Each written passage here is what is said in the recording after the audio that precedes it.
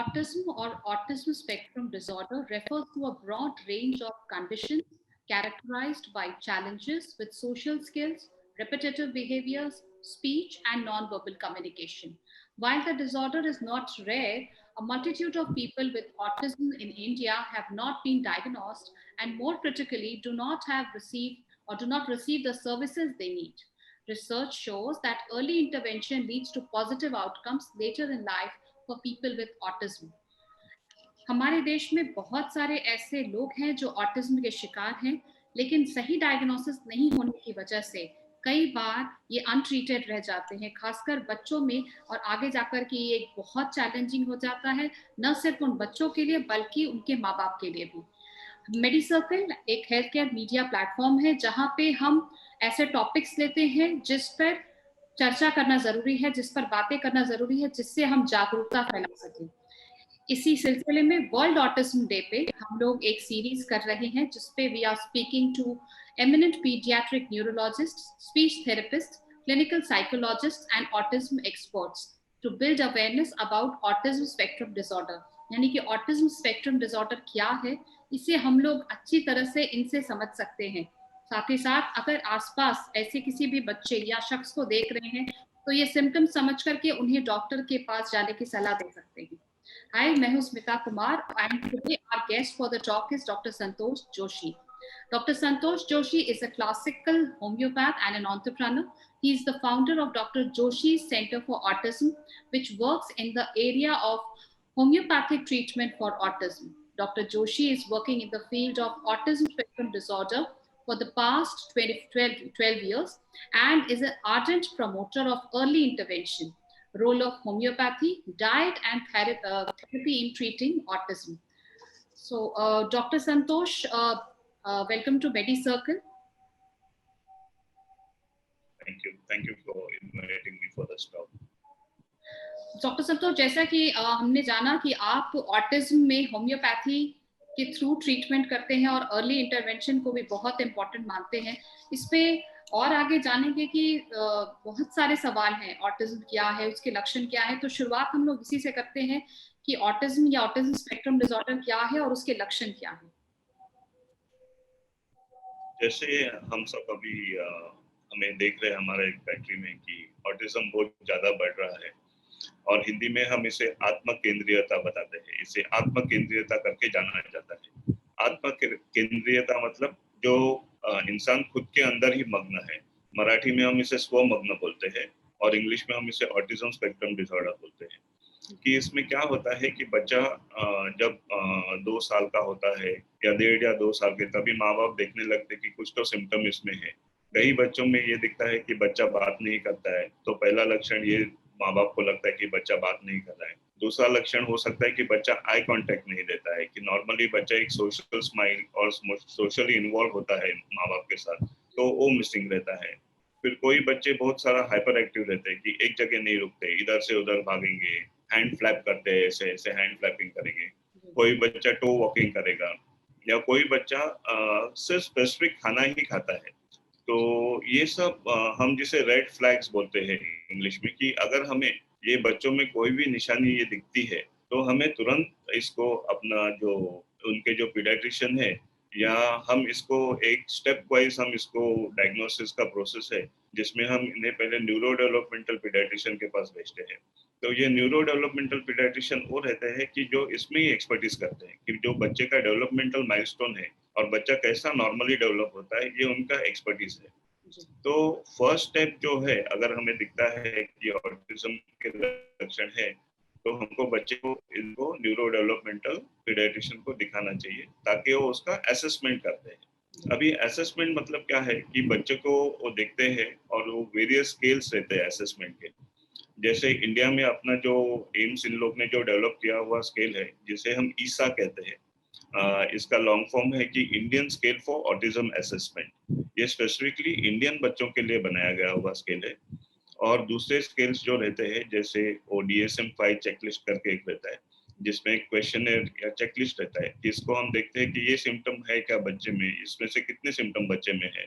तो इससे भी अपने को जानकारी मिलती है। और ऐसे कई सारी टेस्ट है, जैसे हम one more I will mention scars, जिसे हम चाइल्डहुड ऑटिज्म रेटिंग स्केल कहते हैं। ये जो इंटरनेशनली ये रन होती है, ये नॉन इन्वेजिव टेस्टिंग रहती है कि बच्चे को देख के वो अपना स्कोरिंग करते हैं और उस बेसिस पे हमें पता चलता है कि बच्चे को कितना ऑटिज्म है। तो ये फर्स्ट स्टेप है टुवर्ड्स ऑटिज्म डायग्नोसिस। तो ये जैसे ही अपने बच्चे को कुछ हमें लगता है कि कुछ इशू है, तो हमको तुरंत अपने डॉक्टर से मतलब we have to go to our doctor and tell him that we are facing these issues and what is the next step. And acceptance is a big role that parents have to accept, because the early you accept, the better is for the child. Like we say, early intervention is the key for treating autism. Early intervention Hindi में हम इसे कहेंगे कि जितने जल्द से जल्द हम बच्चे को थेरेपी है, होम्योपैथी है या डाइट है या जो भी उसको चाहिए वो दे सके, क्योंकि अपना जो ब्रेन रहता है वो ब्रेन डेवलप होता रहता है बच्चों में, और 6 साल तक ब्रेन काफी हद तक डेवलप हो जाता है। तो इसके पहले जो गोल्डन पीरियड है, हमको इसे मिस नहीं करना चाहिए, ऐसे मुझे लगता है। जी बिल्कुल। And what causes autism? Like, do people with autism have intellectual impairment? जैसे आपने बताया कि बहुत बार पेरेंट्स डिनायल मोड में होते हैं क्योंकि उन्हें लगता है कि वो नॉर्मल है या मींस उनको कुछ परेशानी नहीं हुई थी, तो उनके बच्चे ऐसा साइंस ऑफ सिम्टम्स क्यों दे रहे होते हैं, तो कई बार वो डॉक्टर को अप्रोच ही नहीं करते हैं। मींस रूरल जगहों के नहीं, इवन काफी वेल एजुकेटेड लोग, जैसा आपने अभी जस्ट हमसे बात की, कि वो भी ये एक्सेप्ट नहीं करते। यानी अर्ली इंटरवेंशन तो पॉसिबल ही नहीं है कि अगर वो डिनायल मोड में है कि ये पॉसिबल ही नहीं है। लेकिन हर बार के पेरेंट्स ये जानना चाहते होंगे कि ये ऑटिज्म क्यों हुआ, इसके कारण क्या है, और क्या ऑटिज्म होने से इंटेलेक्चुअली यानी बौद्धिक स्तर पे उस बच्चे का विकास नहीं होगा। अभी जैसे मैं आपका पहले का भी वीडियो देख रहा था, जहाँ डॉक्टर आपके यहाँ जो पीडियाट्रिशियन बात करके गए, न्यूरोलॉजिस्ट, जैसे वो भी बोल रहे थे कि अनफॉर्चुनेटली मेडिकल साइंस को अभी तक पता नहीं है कि ऑटिज्म क्यों होता है। इसमें कई सारी हाइपोथेसिस है कि कोई बोलता है कि लीकी गट सिंड्रोम है, कोई बोलता है कि इसका जो ब्रेन का न्यूरोनल नेटवर्क रहता है वो बराबर से काम नहीं करता है। ऐसी बहुत सारी थेरीज है। कोई बोलते हैं कि एनवायरमेंटल जो वेव्स है, रेडिएशन है, या पेस्टिसाइड्स है फूड में, जो अभी बहुत सारा बढ़ गया है। अगर हम हमारी प्रैक्टिस 10-20 साल पहले कंपेयर करते हैं, तो पहले हमारे पास पेशेंट सब बाहर के थे, जैसे अमेरिका के हैं, यूएई के हैं या यूरोप के हैं। तभी ऑटिज्म वहाँ बहुत ज्यादा था और तभी हमने हमारी प्रैक्टिस चालू की थी। और अभी हम ये देखते हैं कि इंडिया में इतना सारा बढ़ गया है, क्योंकि हम ये कोरिलेट ऐसा कर सकते हैं कि पहले इंडिया में ये सब चीजें नहीं थी, जितना पेस्टिसाइड अभी है या जितना जंक फूड हम खाते हैं, जितनी माताएं अभी they are expose to cigarette, alcohol, यह अनकॉमन नहीं है अभी इंडिया में। पहले तो हम ये सब चीजें बात करने को भी टाबू जैसा लगता था कि हम ये बात कैसे करें, लेकिन अभी ये बहुत कॉमन है। इवन सब्सटेंस अब्यूज भी है। तो ये सब बहुत सारी चीजें बदल। तो ऑटिज्म क्यों होता है ये पता नहीं है, लेकिन अगर हम एक नॉर्मल प्रेगनेंसी करना चाहते हैं तो हम क्या क्या नहीं करना चाहिए, इसका तो हमें एक अंदाजा होना चाहिए। जैसे to lead a normal pregnancy, जैसे अपने हिंदू कल्चर में भी बहुत सारी चीजें हैं जो हम करते हैं, तो it is not false, it has always helped a child. एक एक्सपेरिमेंट हमने किया था जिसमें हम हमारे जो माँ बाप है उनको बोलते थे कि आप क्लासिकल संगीत सुनिए, जैसे संतूर वादन है, तो संतूर वादन से बच्चे का बहुत अच्छा डेवलप होता है, ये हमने देखा है। So these are all few things which parents who are planning to conceive should go through this. That will be on the safer side. We are not saying that we can prevent it, but at least we can be cautious and take precaution so that the child is born healthy. But unfortunately, we do not know why autism happens. Doctor Joshi, आप अपने doctor Joshi centre for autism के बारे में कुछ और बताएं, और कैसे सबसे इम्पोर्टेंटली होम्योपैथी बच्चों को हेल्प कर रहा है ऑटिज्म स्पेक्ट्रम डिसऑर्डर को दूर करने में या कम करने में।